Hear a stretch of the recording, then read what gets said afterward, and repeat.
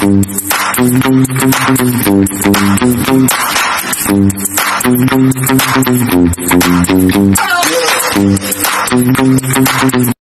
so ayun, magluto na naman tayo. Ayan ay isda. So, alam nyo na kung ano to. Pure na sampalok ang gagamitin natin. Lalagyan natin ng malunggay. So, ayun na, naka-prepared ko na siya lahat. Bawang, sibuyas, luya, may sili, kamatis. So, ayun. Mag-open na tayo nito. Muna tayo. Gisa-gisa natin ang bawang tsaka luya.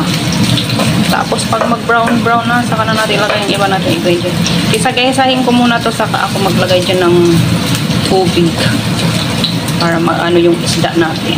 Brown-brown na, ilagay na natin ang ating mga sibuyas tsaka kamatis. Toto na ang ating mga lamas. Ay lagyan na natin ng tubig. Tapos takpan. Kupan natin. Dahil maya-maya pag nagkulo, saka ko ilalagay ang ating isda natin. Naka-prepared na natin. Ilagay na natin para mag-asim na siya. Ang ating sampalok. Pure sampalok. Tapos, medyo halihayin natin ang ating kalayo. Ayan. Kulo-kulo na siya. So, ipa-absorb lang natin muna. Maya na natin ilagay yung isda ang ating sampalok na mag-asim. Kasi hindi pa siya maasim yan. Ng konting asin para meron na siyang taste. Meron na siyang lasang konti. Maaslong na gana ba?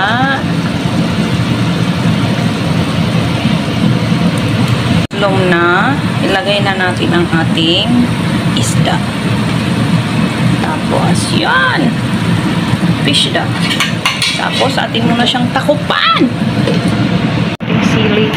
Maya na natin ilagay ang ating dahon ng malunggay. So, ayan. Pampabango lang yan. Hindi yan maanghang. Pampabango lang na sili. Diba? I-turn natin ng konti ang isda. Turn. O, na-turn na. Tapos, takpan natin. Tapos, mamaya na yung malunggay. Tinimplahan ko na yan. Nilagyan ko na ng asin natin. Ito lang nilagay ko. Tapos, ito, konti lang na nor. So, ayan na, ilalagay na natin ang ating gulay. Sa ating isda. Iba. Ating malunggay, takpan natin ng mga ilang minuto. Din tayo na ay makakain. Nagluyos na siya mga sangkay. Lalalatot na. So, ayan, patayin na natin ang ating kalayo. Ayan na,